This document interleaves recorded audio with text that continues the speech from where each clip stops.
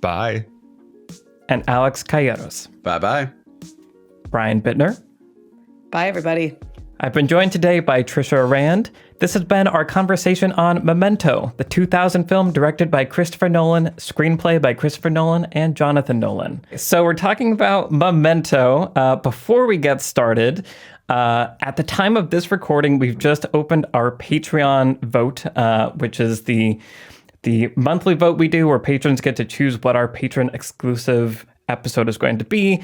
But this month is the battle of the second places. So all the second places from the previous votes are now head to head. And it's quite a matchup of Lady Bird versus The Lion King versus The Wolf of Wall Street versus Inside Man versus Starship Troopers.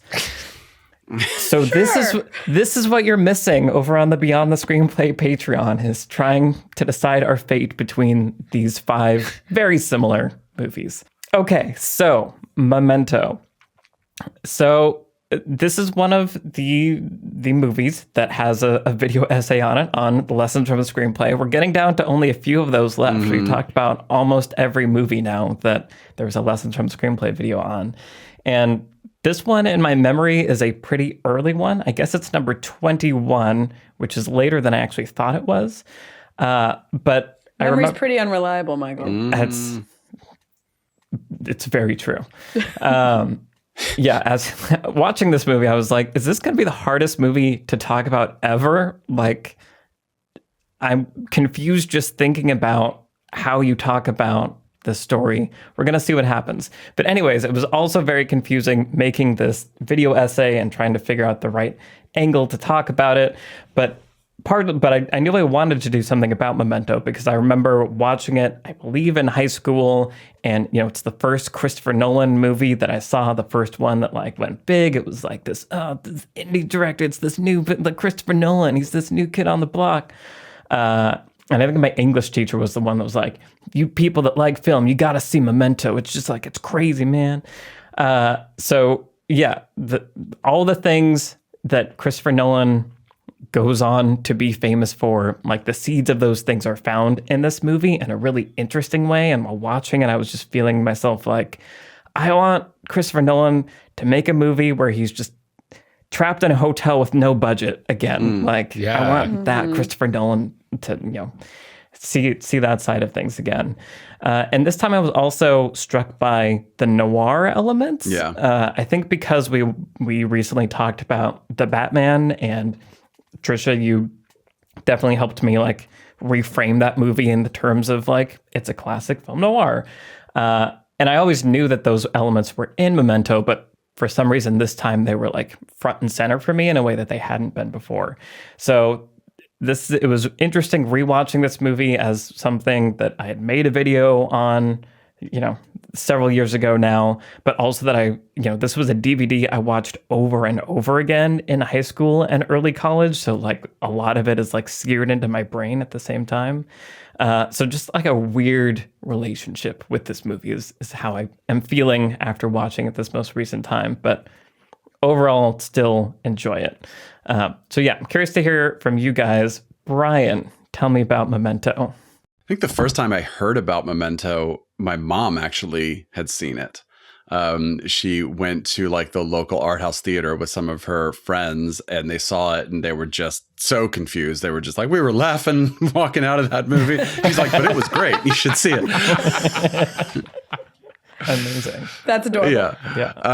And then, I watched it and loved it right away. And then I saw it in some class then also, and appropriately for this movie, I don't remember even what that class was or why we were watching Memento in it, but I remember watching it in a classroom with other students, which is kind of a weird movie to watch in class. But yeah, it's, it was when I was doing my top 10 of the 2000s, it was just missed the list, but it was the definite number 11. If anything it is absolutely 100% on the list.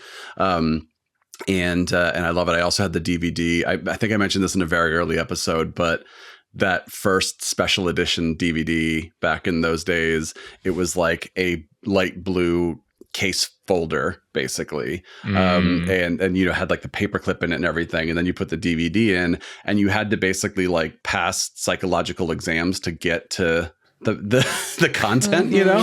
So early DVD days were pretty special. Yeah. And there would be like one of them would be something just like there's 4 chairs and 3 of them are normal chairs. And one of them is just like a crazy space age, like bonkers chair. And it says like, which of these does not belong or something. It's like kind of just like an obvious, you know, dumb thing. But my favorite one was just a picture of like a sort of sketch of 2 girls, and one is whispering to the other and they're both smiling. And the question is just, why are they laughing at you? And and the answers, there were no answers. It was just you chose A, B, C, or D. I was like, what a great way to make me feel like I'm losing my mind before I watched Memento. That's great. Nice. But yeah, really solid movie, and rewatching it. You know, I've seen this movie every few years, so it's not one of those movies where I haven't seen in a really long time. But it's just always such a joy to rewatch and look for things you missed and kind of get just a little bit more of a grasp on the plot and the structure. Yeah. Awesome. Cool. Alex, what about you? Yeah, I mean, this is one of those movies from that sweet spot, that moment of 1999, 2000, 2001, just like so many formative movies for us, especially in our generation. And this is absolutely one of them where it's just, you know, seeing this movie. Yeah, I was immediately like, who's Christopher Nolan?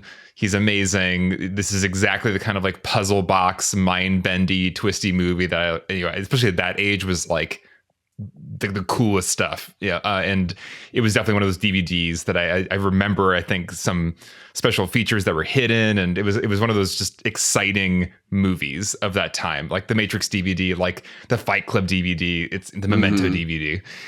So it has a very, like a time and place association in my mind. And I haven't really revisited it since then. I probably watched it again, like in college or something, but I haven't watched it for years. And it was interesting to watch it again and just, you know, immediately when the opening shot began, you know, the backwards Polaroid, it was like, oh, yes, like this iconic shot. And so much came flooding back as I watched it, but then also so much felt fresh and new, and it was really fun to kind of see it with fresh adult eyes. And appreciate it even more. I think I was able to just, I was able to see everything as I watched it. It wasn't like those early viewings where it's just like, whoa, I'm still trying to take it in and put it together. I think I had enough of that stored in my RAM or whatever that I was able to pick it up where I left off, you know, 15 years ago or whatever, and go from there. And it was just really enjoyable to rewatch. So I'm happy we're talking about it. Nice. Yeah. That opening shot, it's so good. Yeah. It's just doing so many things at once. And we'll talk about it. Okay. Trisha. Yeah. Tell me about Memento. Yeah. So my only memory of watching this movie for the first time was that I was sitting in the basement with one of my friends from high school watching it on probably VHS or DVD. I don't even remember, but we were at the climax. And my entire family walked downstairs and decided they needed to talk to me at that exact moment, while my friend and I were like the most intense, like, what's going to happen? And I just remember like pausing it and trying to be polite and be like, okay, what's going on? Like, what do you need? Because it was like 3 members of my family were just standing there trying to talk to me. And I was just like, what's going on? And my friend was sitting there like just dying. And so that's my main memory of this movie, and eventually just screaming at my entire family to get out of there, because I was like, you don't understand what you're doing to us right now. Anyway, that aside, I really haven't basically seen it since then. So it's probably been at least 15 years or longer.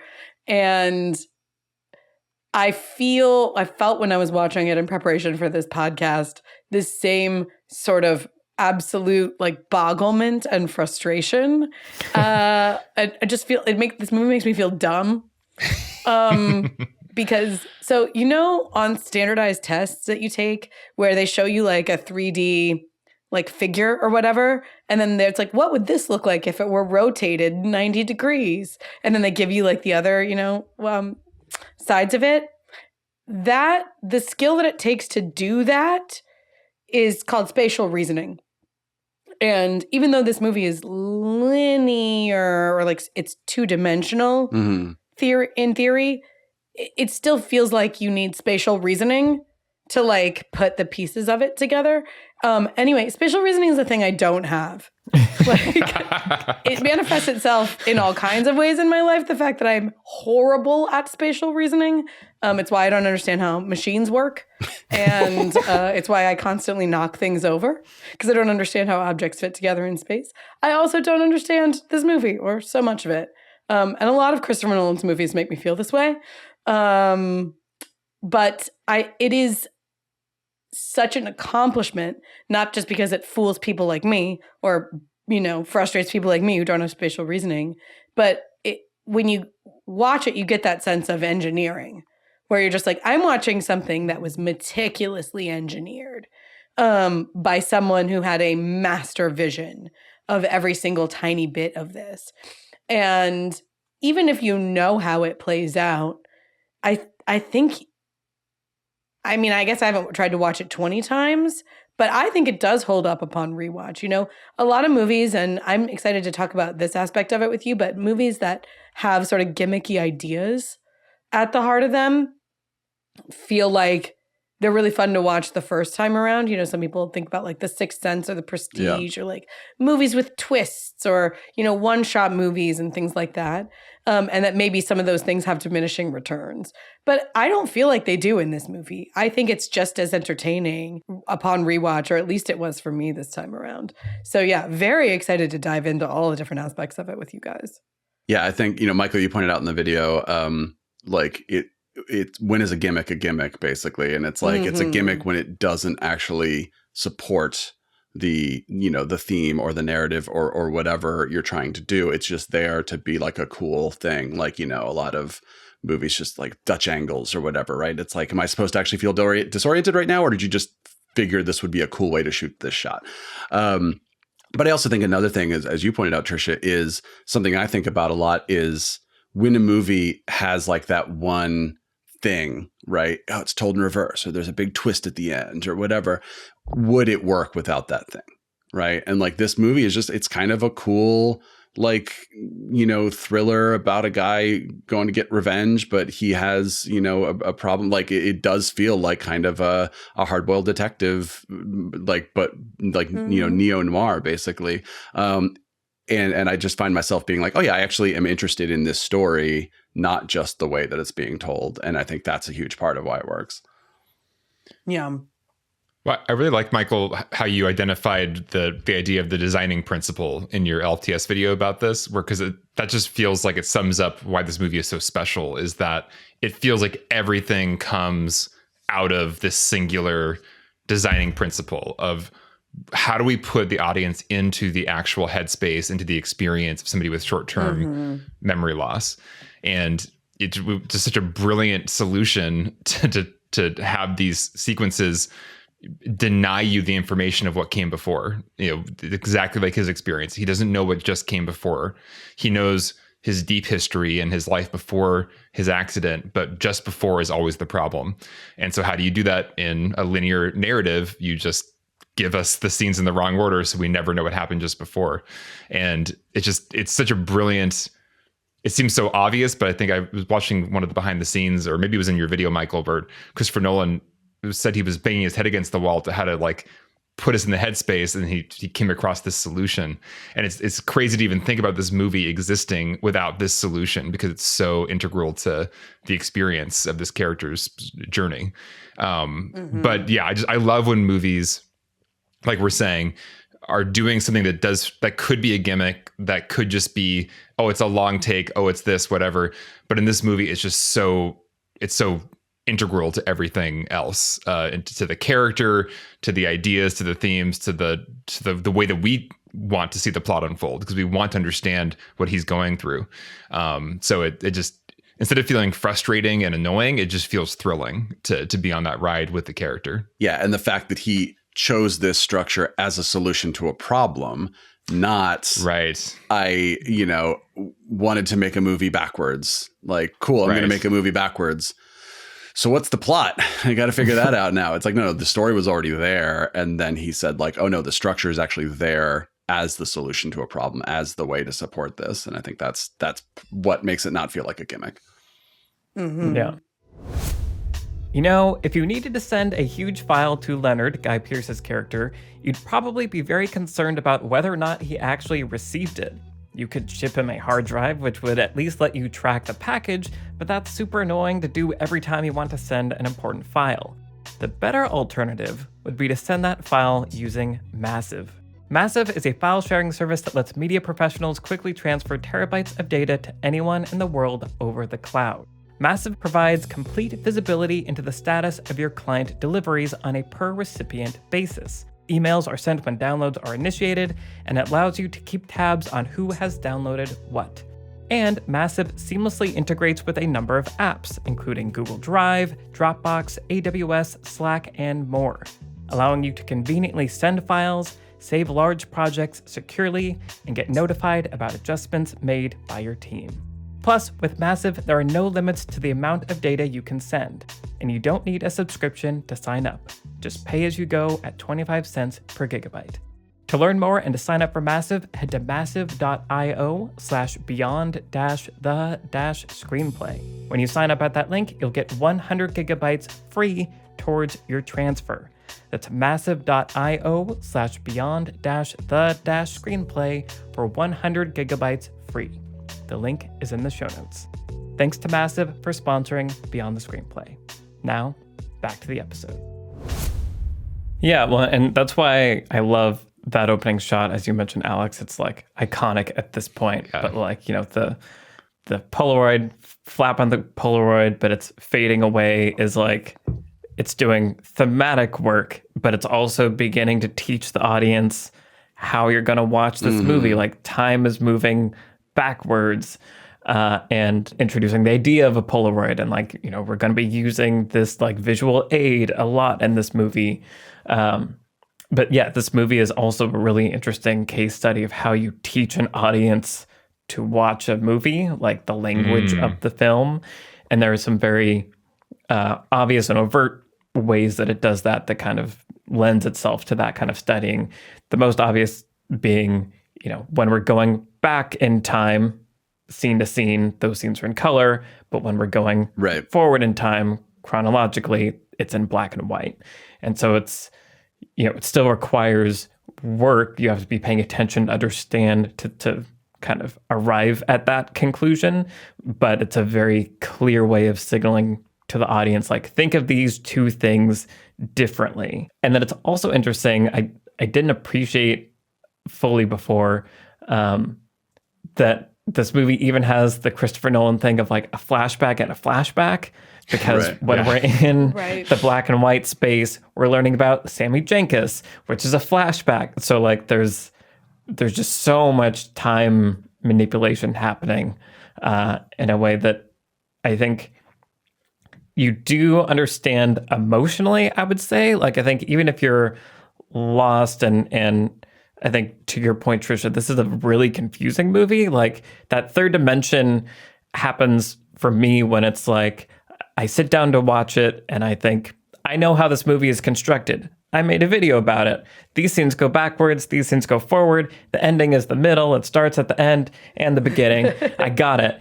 And then I'm still, while watching it, like, wait, but what is happening? Like, even though I have, like, in theory, a grip on the structure of it, it's still this mind trip to, it's hard for your brain to put those pieces together. But I think that's why it has this kind of magical effect and makes you just kind of give yourself over to it and be with Leonard, the Guy Pearce character, on this journey of trying to figure out what's going on. And I love, we can talk about that more, but like the noir detective thing where he's trying to solve a murder, but he's also constantly just trying to solve what's going on at any moment. So he's just constantly detecting this guy. trying to figure out what's going on. Another classic moment. Well, I think, you guys are highlighting the the backward construction of the scenes that are in color as being a really critical way that we are put in Leonard's POV. But there are actually a few other ways that the movie takes care to keep us and put us in Leonard's POV. And one of those is just with the voiceover. And I think that the voiceover is really crucial to this, just to help us stay remotely oriented. Because if you imagine a lot of these scenes and sequences of watching Leonard try to figure something out, but not even just the, him talking and narration in the black and white scenes, because that's VO in a way, but just the way that he legitimately talks to himself and talks to us for our benefit in the scenes that are in color is essential. Like when he sits on the toilet and he's looking at the empty bottle, he's like, I don't feel drunk. Okay, where am I basically? That sort of wondering that he's doing.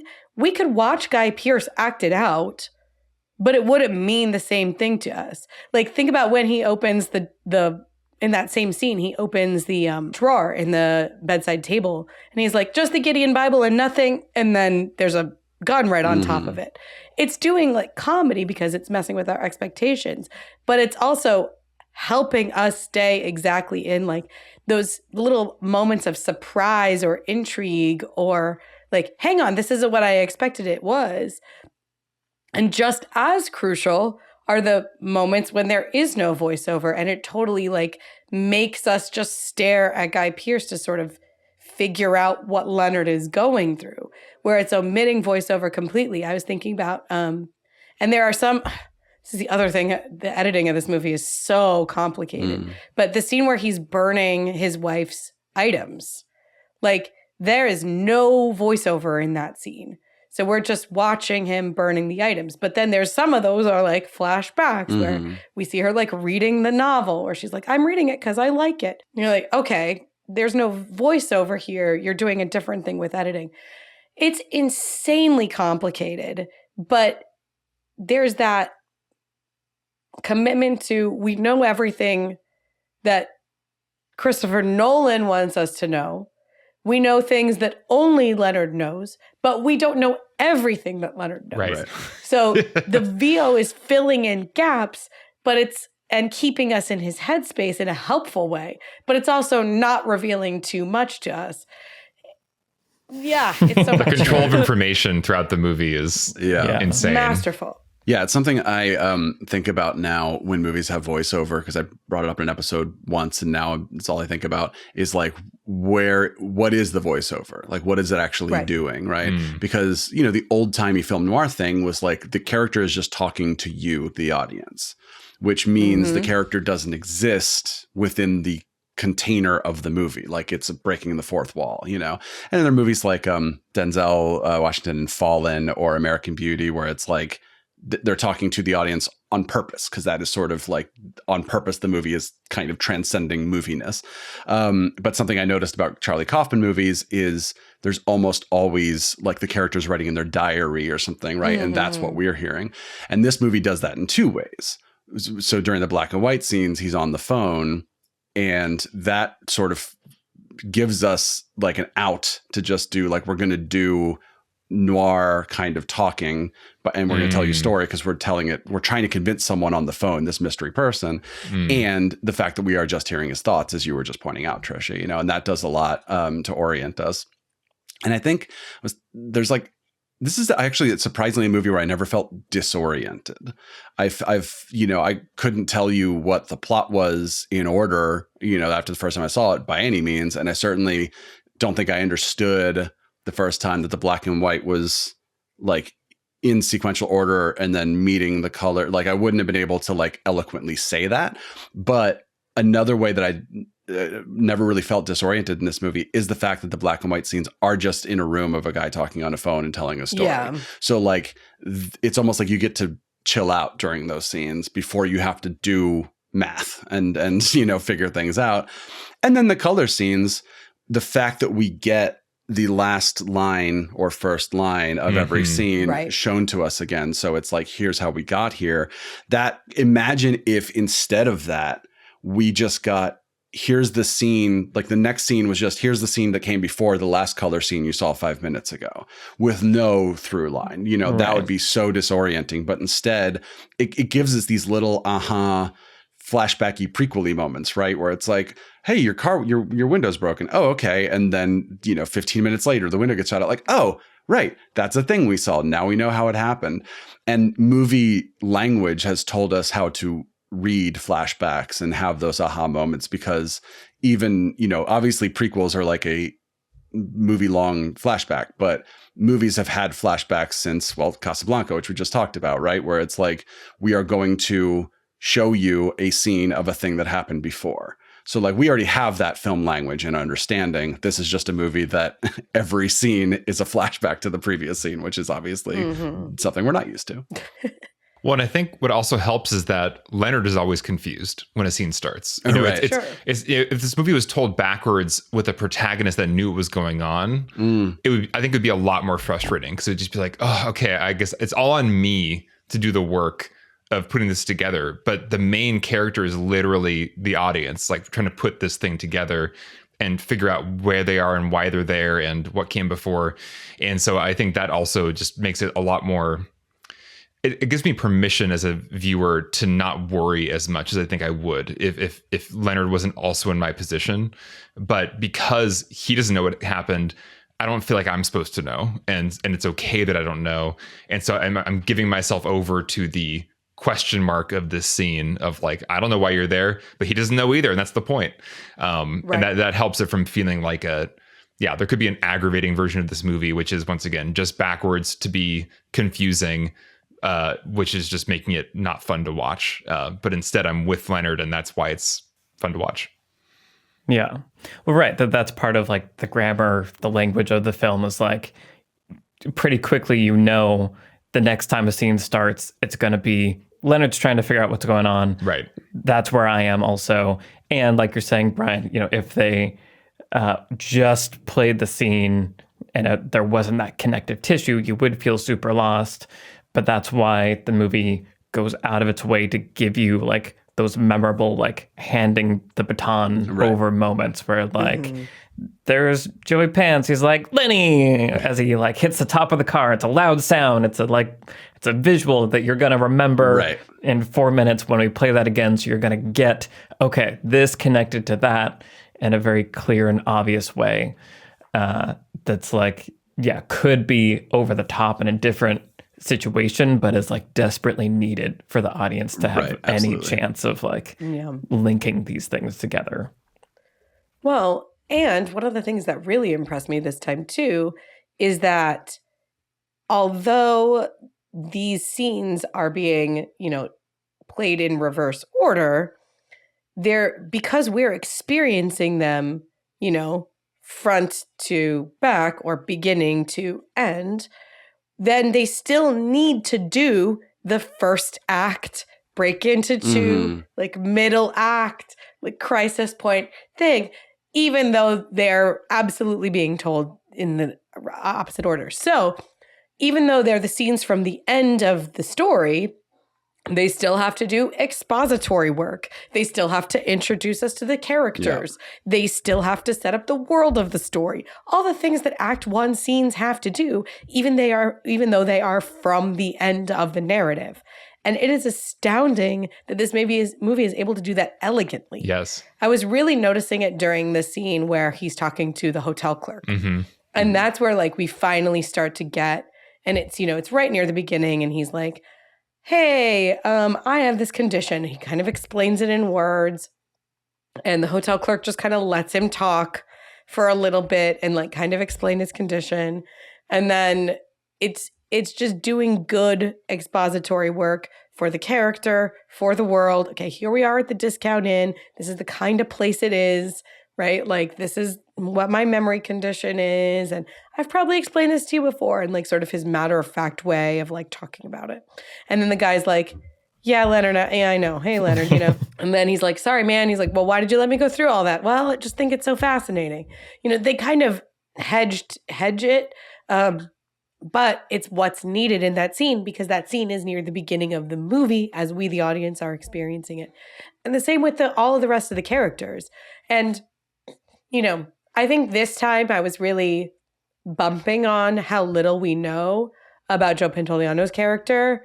Like, Natalie, we're like, okay, she's a bartender. She's also lost someone.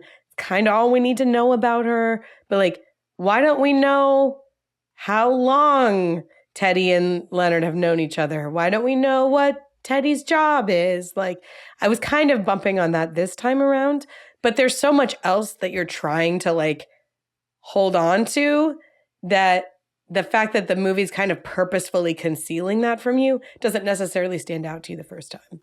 It also raises a big question mark because there's the writing on the back of the photo that says don't believe a word he says. So he has said it pretty early on as like, oh, don't trust this guy. He could be anything. But I agree, Trisha, it would be nice if at least there was a sense of if Teddy ever said, we've known each other for 10 years or like, even if it was a lie, I kind of want to know what the lie story is to not believe. Exactly. Right. Yeah. But I do think part of it is by design, where what they're doing with these Matrix kids, where they're saying like at the beginning, you're like, this is the guy that he kills because he's the guy, Right. And then here's this woman who, who needs help and who he maybe has some sort of, relationship with or whatever.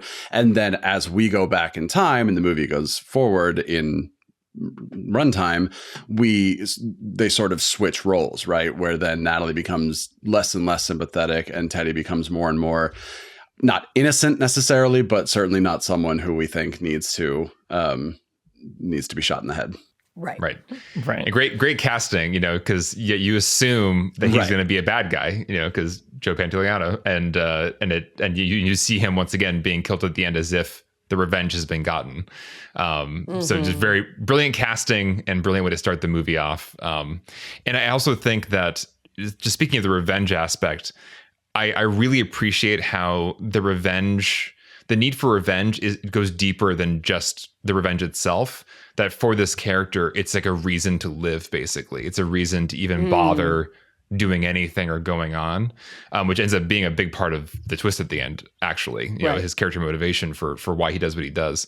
But I think that's also a really compelling choice. If you're going to have a character that in other circumstances, you may just end up in like a nursing home or just, really just like, why do anything if you have no memory? And you need something really intense to drive you and trying to solve the mystery of who, raped and murdered your wife. And you can't get more like potent than that as far as a revenge story. So I think it was a really, I get tired of revenge stories, but this is a place where I think it's absolutely necessary for the character to be driven by that kind of emotion, because otherwise you do kind of wonder, why try so hard to do all this if your life is so difficult and keeping track of things is so difficult? Why would anybody be motivated to keep going like this? And you need that as part of the character. And it's another way to help keep us oriented is there's just this very strong, clear goal that we have going throughout, and everything is supporting that. Yeah.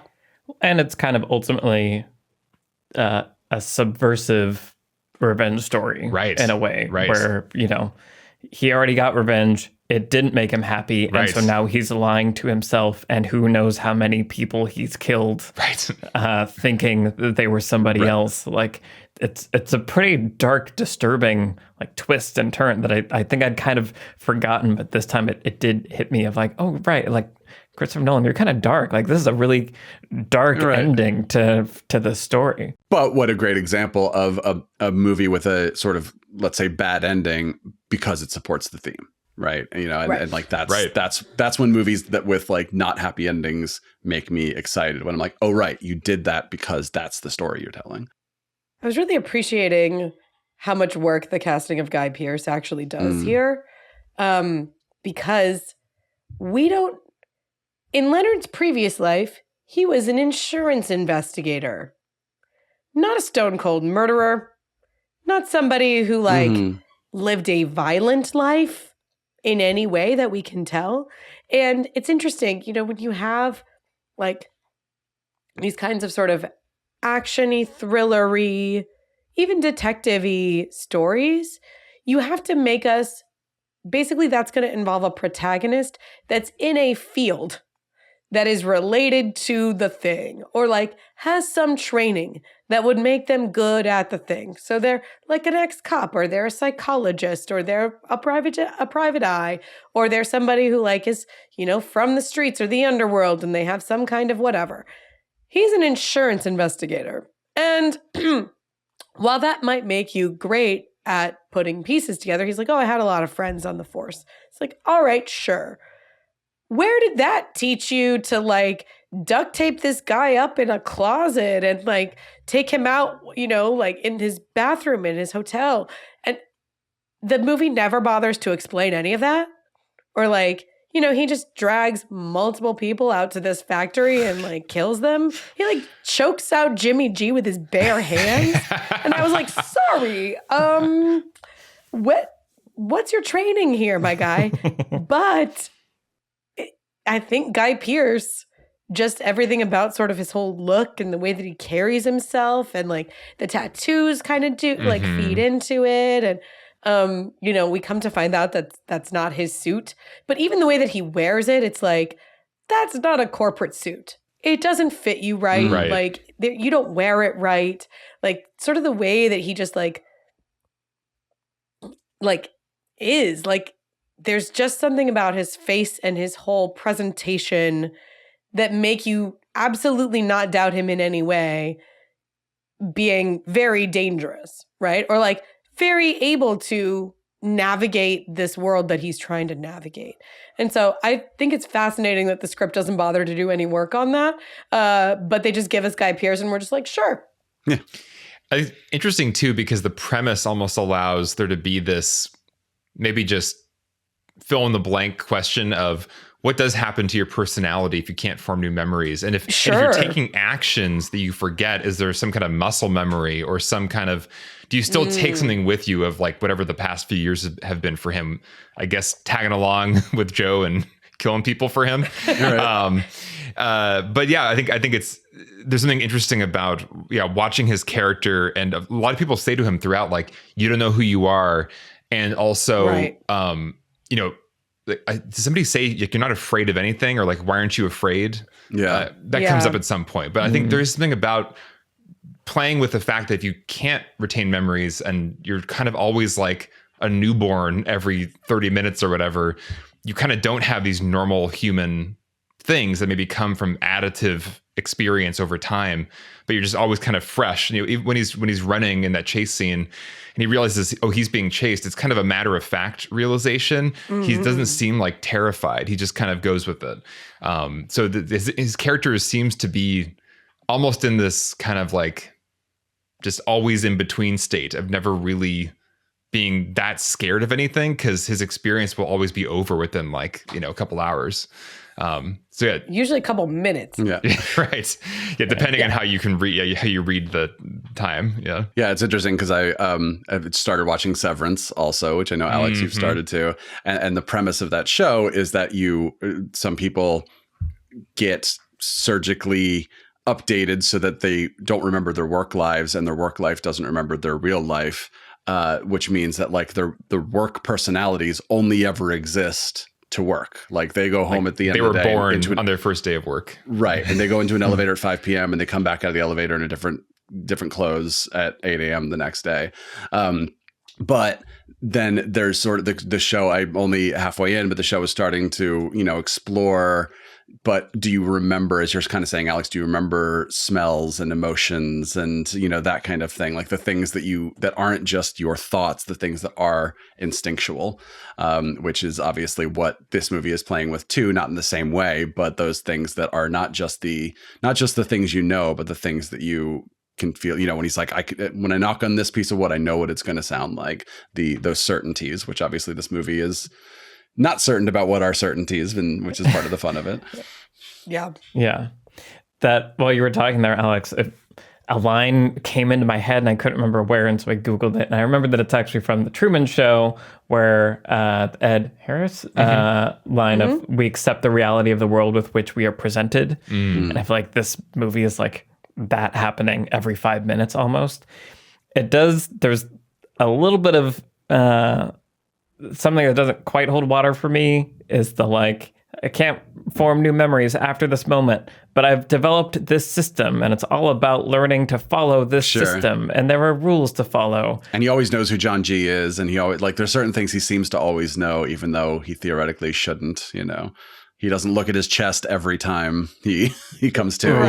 Right. Yeah. So, but I feel like there's enough other stuff that the movie is doing that I'm able to be like, yeah, that's fine. Yeah. I will say, and I'm curious to hear you guys' thoughts on this, because I haven't seen the movie enough times to like make sure everybody's performances work. So like, you know, some spoilers for The Prestige, but you know when you go back after you know the twist in The Prestige and you like start to comb through Christian Bale's performance, say, who is playing two different characters over the course of the movie, and you start to realize that it's immaculate, right? Like, you always can tell when you go back and rewatch, you're like, okay, I know he's this one. I know he's this one now and then.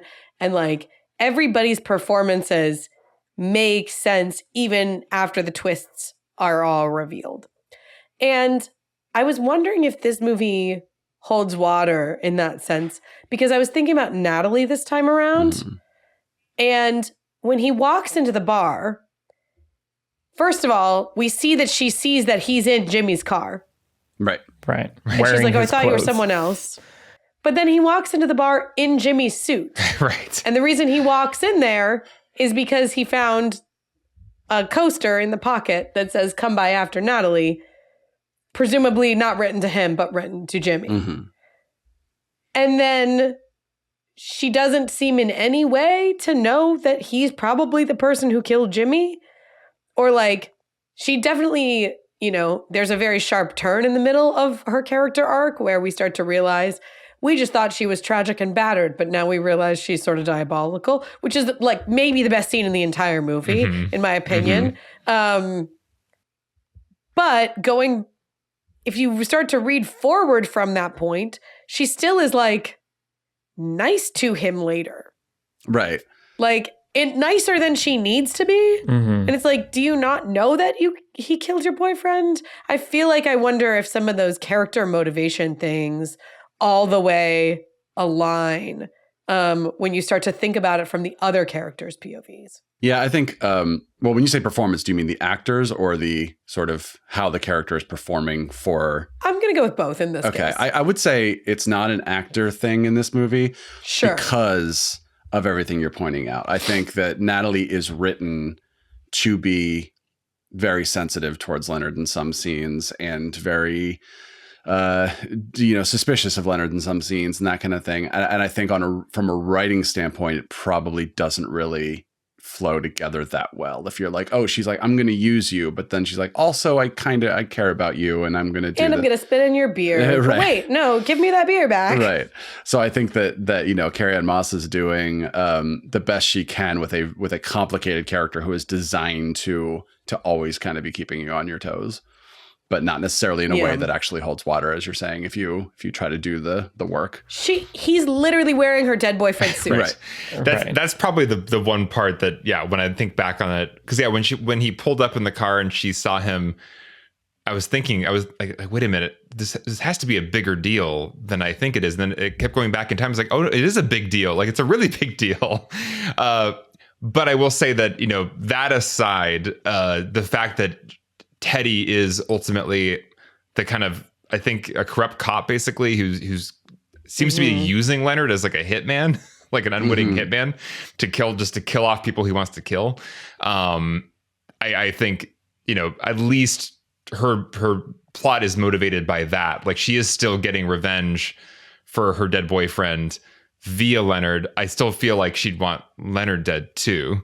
But if she seems to somehow understand that Teddy is like behind it. And maybe that does come out at some point in their dialogue where Teddy is mentioned, or I don't know, or she knew Teddy separately as a guy who was like on their case.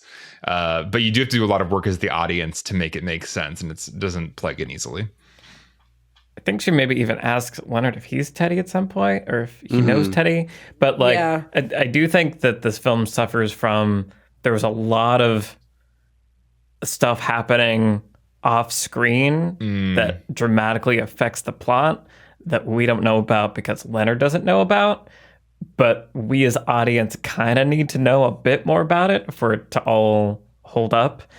And yeah, so I agree that some of her motivations based on the information we have don't always make sense, because there is this like, she's dating a drug dealer that is working with Teddy, but like now that Jimmy's gone, people are going to be coming after her to get the money that's in Leonard's, like there's a whole lot of other stuff happening in the background that I think it's very hard to understand until maybe the very end, when you like really get what happened. But like, and this is actually the period of the movie where I tune out a little bit, is like the whole Dodd. Like, there's Dodd. Somebody's got it. Dodd's chasing me, or you gotta kill Dodd. Like, who? Like Dodd, Leonard Dodd. And it's like, who is Dodd? And why did he even matter in the end? Right. Yeah. And so it's like, he's a guy that Jimmy owed money to, ? That's now coming after to get them. Like, there's just a lot of those motivations that dramatically affect the plot that we have a very tenuous understanding of. And so maybe if we knew all those moving parts, we'd understand, the 3D chess that Natalie's playing at every moment. But because we don't, it's like, maybe this works, or maybe this doesn't make any sense why you're treating Leonard the way you are in any given moment. And it's kind of a cop-out, but it's almost like it feels like this movie can get away with it uniquely because of how much we're attached to Leonard's perspective, and how confused he is, and how he is totally out of the loop throughout the whole movie. And I think the movie delivers enough emotional twists, like Natalie's turn, where she goes from being the battered wife or whatever to now being like the abuser, basically, when she's like, I can do whatever the hell I want to you, like you're an idiot. Like, it's a really potent moment where you're like, oh my god, she is the femme fatale, like really fatale. And what better way, and it's such a perfect film noir setup of what better way to get all his secrets than to get him naked, like seduce him, see his tattoos. That's got all the information you need to manipulate him, because that's what he's relying on to make sense of himself. So just really cool use of the noir archetypes, and making full use of like all the powers of the femme fatale to manipulate and seduce for a good reason, this protagonist. Yeah. And, this is early Nolan filmography, and Nolan has been criticized in other films for his women characters. It's Nolan's Dead Wives Club. And obviously there's a dead wife here. Always a dead wife. Nolan's women are dead, or they're alive and battered and tragic, or they're alive and evil. Sometimes they're alive and both, and then battered and then die in the middle. And then they die. Yeah, exactly. And then they join the Dead Wives Club later. Anne Hathaway. Anne Hathaway she escaped the clubs. There's one. That's true. But she is evil. She's lightly evil. Not in Interstellar. She just believes in love. Oh, Interstellar. Right. Okay. Yeah. I thought you were talking about Catwoman. And I was like, no. She believes in the scientific power of love to reach across gravity. It's the fourth dimension or the fifth dimension. Anyway, this is not about Interstellar. Time is a flat circle. Well, just to reinforce what you're saying, Alex, which is that there are very clear, like, filmic references that are happening here. This is an archetype from the genre that is being borrowed. And so you don't bump on it. I never, up until this time, and it's very light bumps even still for me now. Like, don't bump on it in this movie, because, this is the genre we're trading in, and it's not about Natalie's game, right? And it's not about, like, even Natalie's manipulation of Leonard, really. It's about what is Leonard going to do with his condition and his desire for revenge, his thirst for revenge.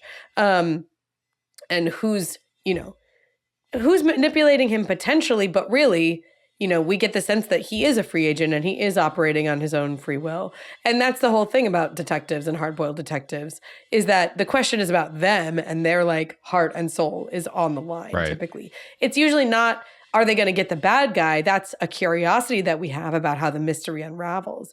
But it's like, will the detective come out of this with his soul intact? And that's the same question that Memento is asking. And so the femme fatale types and things like that, and the logical gaps that might exist here are no worse than they are in like any of the other twisty detective things that we love. So Right. I was going to say that it starting to remind me of other classic noirs we've talked about, where it's just, there's too many details and it doesn't quite add up, but it doesn't really matter because the story wasn't even about those details anyway. Right. So it does fit nicely into the genre in all these ways. Right. It's one of those wiggly things where I hate the argument. In theory, I hate the argument of like, well, other movies of this genre aren't good at this, so it's fine if this movie isn't good at it either. But I love this movie, so it's fine. I was thinking about like Double Indemnity actually while watching this one, probably the insurance angle that being a similar thing. But also, as you were talking about earlier, Brian, that movie has a mechanic that justifies the voiceover, right? Where he's talking into the tape recorder notes thing, which is such a fascinating device that they just had like a tape recorder to record their note. Anyway, that's it. We should talk about Double Indemnity at some point. Yes, we should. But it is really interesting that, as you were saying, Trisha, like, who's manipulating who, and that the ultimate reveal at the end is that the one doing the most manipulation is Leonard manipulating himself. Yep. And like, that's such a cool, dark turn for this movie. Why don't we go around and say what lessons we're going to take from Memento? Alex, do you want to start us off? Sure. I think it's just, this movie is like, it's in your face with the lesson I'm about to say, which is raising questions and then answering them is really satisfying, especially in this kind of genre of a mystery thriller. And this movie is literally just a sequence of scenes that begin with a question and then end with an answer to like the next question. kind of. Or I see, I'm getting confused just even talking about it. It's so hard to talk about the movie. But basically, it's a movie that is essentially constantly raising intriguing questions with where they choose to start the scenes. These scenes are starting in interesting places with a chase or with sitting with a bottle in your lap. What happened before this? He's out in the middle of nowhere and there's a little like campfire. What's this going on? And I think it's just a brilliant execution of, I'm constantly engaged, even if I'm super confused, because intriguing questions are being asked. And then very shortly after, within a couple scenes, they're being answered in a fun way. So I'm not having to hold on to these questions for too long. I don't have to keep them in my memory banks. I hold on to them for the length of this scene, the black and white interlude, and then immediately I get like, aha, I have an answer coming up here. And I think it's just a really good reminder that at any point in any movie, you want your audience to be asking a question, wanting to know the answer to a question, especially in a thriller mystery kind of genre. So it's just a good example of just constantly raising questions and then answering them quickly enough that I'm not forgetting any of the questions. Yeah. I think that's like kind of what my dumb pyramid graph was getting at in the Memento video essay. Watching that again, I was like, what is it? Like, there's like tiers of questions. Yeah. Like, what the hell are you talking about, Past Michael? It would never have flown. Like, that video, I was like thinking about it. I was like, wow, there's some wiggly stuff in here that would not have flown if we had tried to sell you on it. It's not one of my favorite videos. Michael didn't have to sell himself back in the day. That's why we've waited so long to talk about this. I wasn't ready to watch that video again. I love when you do the chart with the rearranging of the scenes, though. That was really That's really cool. Yeah, the gradient, I don't know. Visually could have been more interesting. There's also a triangle that at the top of the triangle you can see a little piece. I saw it. That? And I was so upset. Brian, I remember rendering that out and being like, God, I should go back and fix that. But in theory, no one will ever notice it. I noticed it, and it's devastating to me. Yeah, that you did. and but it's fine because the internet's not written in pencil; it's written in ink. Trisha. Sorry, did I say it's fine? I meant it's ruined forever. Yeah. It's ruined forever. Yeah, that one. Yeah. Trisha, what's your lesson? Yeah, so my lesson is about our best friend, Sammy Jenkins, a.k.a. Ned Ryerson. I love Stephen Tobolowsky. But, we've talked a little bit before about the concept of clones. And there's they're a really powerful device in film when you have characters that are in similar situations, and then we kind of see where they end up and how it plays out. We should clarify, because it's not like a common term what clones means. Oh, yeah. Basically, like a character in a movie who sort of like reflects usually the protagonist or somebody. Like, this is what you will be if you keep going in this direction. Hold up a mirror to them. This is this is where this path leads, basically. And it's fascinating that the Sammy Jenkins story is so long and told to us in so much detail, and in itself is riveting. So oftentimes when we get these sort of clone characters, we kind of just get little hints, right? They're just sort of sketched in, and we're kind of like, okay, that's a clone of the protagonist. I get it. Now he's living in a basement of this house and he's in Parasite, right? But in this case, the details about the Sammy Jenkins story are what keep us hooked in and fascinated, and what create all of this like depth and richness to the thematic conversation, because really it's this exploration of memory. Who are we really? Are we the same person? And if we can't form new memories and we can't like follow the thread of our own story, are we even ourselves? Right? Have we completely lost ourselves and lost our identity in some really meaningful way? And the fact that the Sammy Jenkins story has this incredibly tragic ending hints to us that there like is potentially no good ending for Leonard's character. And I just think it's a really fascinating study on more extensive use of a clone character as like, we often talk about like a dark mirror idea, and that's usually a thing we hear about an antagonist. Sammy Jenkins is just there to be a dark mirror, to be this sort of clone, to create thematic depth to the story. And he's utilized, quite a bit to do exactly that.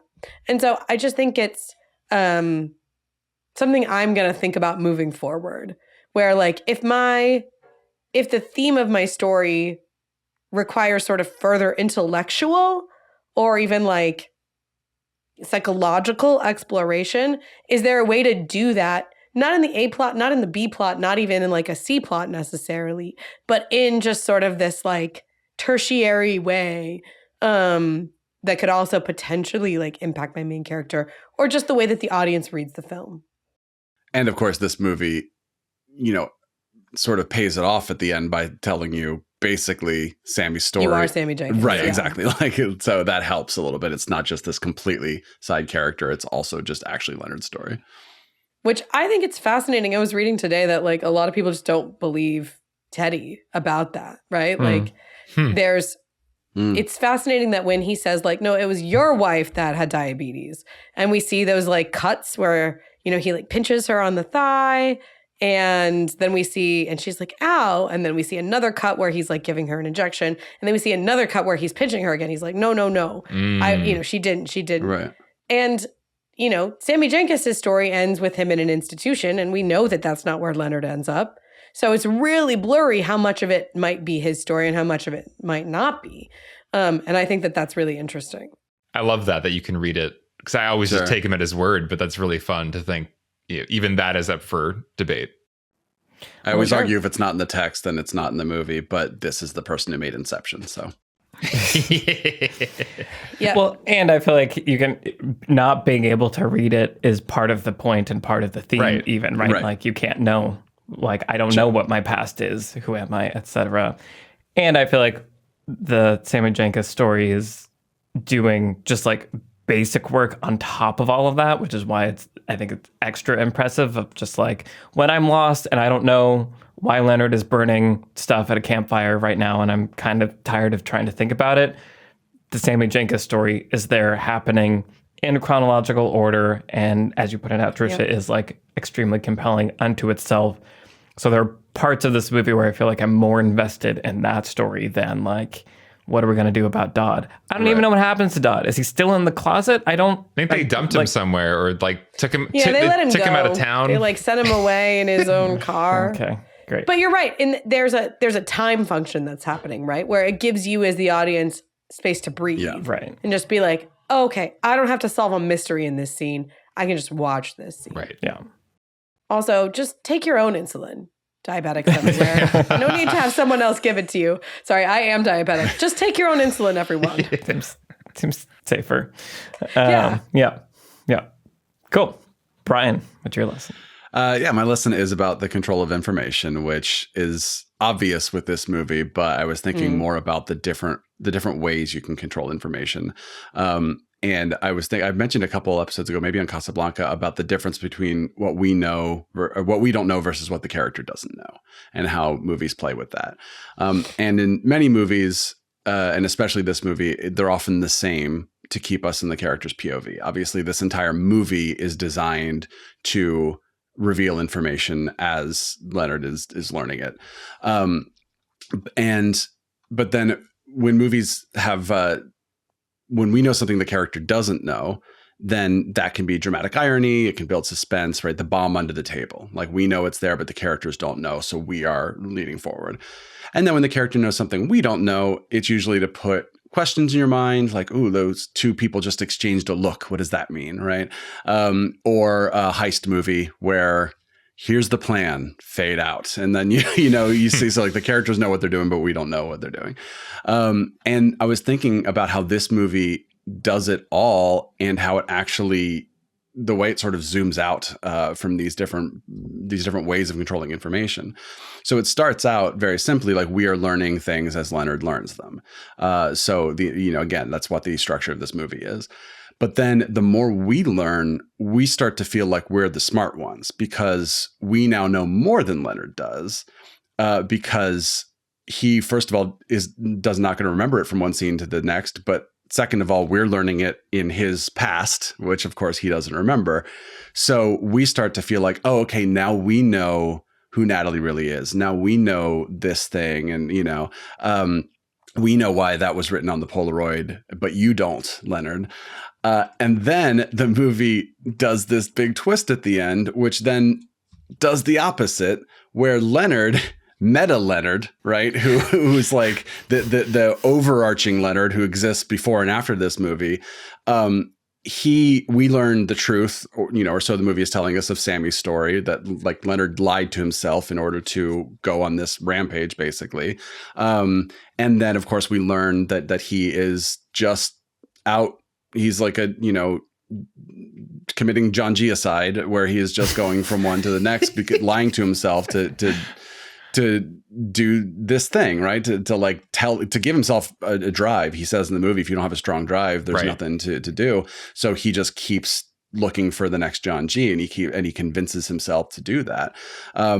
So it's this weird, we're like the middle of a Leonard sandwich, right? Where it's like meta Leonard knows the most, we know the second most, and then scene to scene Leonard knows the least. And so, yeah, all the different ways you can control information. It's just a really cool movie to study, to see how the different ways can be used to elicit different reactions from the audience. And this movie does them all. It does them all in a way that sort of builds this like growing, changing structure. And Memento, good. I mean, it's just one of those first features where it is a director announcing, like, here's what I'm into. Like, I am Christopher Nolan. I am gonna do like the hell out of all this stuff. Right. Not his first feature, but his first for Tenet. First big feature. Yeah. Right. Yeah. Stay tuned for Tenet. I'm going to do it again, but clearly I need to go back and replace that pyramid on graphic with a Leonard sandwich graphic. That's the visual that people need. And yes, as Trish, you were just saying, we have a Patreon exclusive episode. If you want to hear our thoughts on Tenet, it's over on the Beyond Screenplay Patreon. We felt differently about that movie than this one. No comment. Yes. My lesson is just like a small. I'm still trying to actually parse what the lesson is, but it came from this moment where, Trisha, you were talking earlier about how impressive it is that this movie is able to map linear character arcs onto a non-linear chronology. Yes. And yeah, we see that with Natalie, and like somehow it has like all the perfect beats of the femme fatale where you're going back and forth about like, do I like her? Do I trust her? Do I want them to be together? No, she's evil. She's using, like, you have all those beats somehow while doing this thing. And I was realizing that the climax of the film is Leonard and Teddy confronting each other, but also the beginning of the film is Leonard and Teddy confronting each other and Leonard killing Teddy. And because that both those things happen in the same place in a very similar context and situation, they feel so connected in a way that, yeah, feels almost like a magic trick where it's like, this is the climax. This is the end of that scene that I saw earlier, even though this scene happened way before that scene that I saw earlier. Right. But just like the design of those things, that they're in the same spaces and Leonard's there to shoot somebody in the head, essentially. Yeah, just felt like this really interesting, unique example of like the power of setting and how that can overcome like temporal distance even, and make it emotionally feel like a connected climax, even though it's completely out of order and on opposite sides of a movie and all that stuff. So somewhere in there, some kind of lesson that gets at the power of setting. The end. I like it. I buy it. Which also is what I was saying about the black and white scenes, whereas the setting doesn't change. So you feel like, oh, we get to just like sit here for a little while and not feel like, oh God, now where are we? Now where are we? Now it's oh no, we're back in this familiar place for a little bit. Right. Yeah. Yeah. Yeah. It's the same thing that, yeah, like we were just saying, the Sammy Jenkins thing does. There's plenty of familiarity in this movie, which is great because so much of the rest of the movie is all about complete unfamiliarity. Right. Disorientation. Sure. Yeah. Okay, great. So before we reveal what movie we're talking about next week, what have you guys been watching? Brian, what have you been watching recently? Well, if you came to Casablanca with us a couple weeks ago and you're looking for another 1942 film set overseas during the onset of World War II, I just happened to watch To Be or Not to Be. Which is stars Carol Lombard and Jack Benny and a young, hunky Robert Stack, which I wasn't prepared for. And it's a comedy, and it's basically a troupe of actors who end up entangled in a Nazi plot, and then they use their theatrical backgrounds to thwart the plot. And it's really fun, and I just had a blast with it. You could tell Tarantino took a lot from it for Inglourious Bastards. There are scenes where I'm just like, oh, this is like he just did this scene basically, which is really fun to watch. And it's just one of those like really smart 1940s movies where you're just like, man, you guys just like whip smart kind of writing and everything. And I love being able to watch a movie that's 80 years old and just feel like it is very modern and does not feel, dated in the ways that we would worry it does. So To Be or Not to Be, it's on HBO Max, which their like Turner Classic Movies collection has become my Netflix basically. Like I'm just going to go watch a very old movie. So yeah, check it out. Nice. Very cool. Okay. Trisha, what have you been watching? Yeah, so I got a film noir, but it's from 1982, so it's certainly, I don't think would be considered a classic noir, but it's called Still of the Night, and it is a film directed by Robert Benton, who is a screenwriter and a director. He made Kramer versus Kramer, which is a wonderful movie if you haven't seen it. And this one, Still of the Night, stars Roy Scheider and Meryl Streep and Jessica Tandy. And Roy Scheider plays a psychiatrist, like he's a therapist, and one of his clients is killed. And then Meryl Streep shows up and she's like, hey, I was his mistress, and I need you to like give his wife something from me, but claim that he left it here at your office, kind of thing.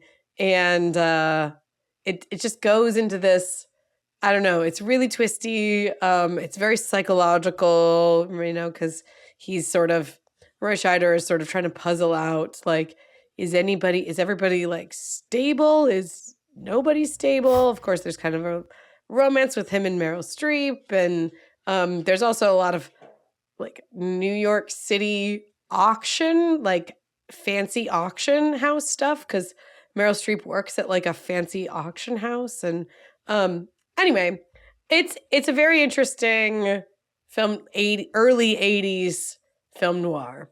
And I really liked it. It helps because, you know, Meryl Streep is a total babe and so good. So very good in it. So Roy Scheider's not bad either.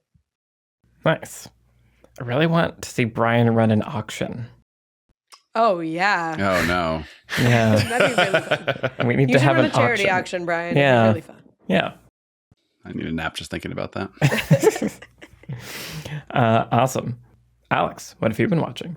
So I'm going to circle back around to 2 TV shows I've already mentioned on what am I watching, but I just finished. Dark. Gosh, I'm really done with Dark.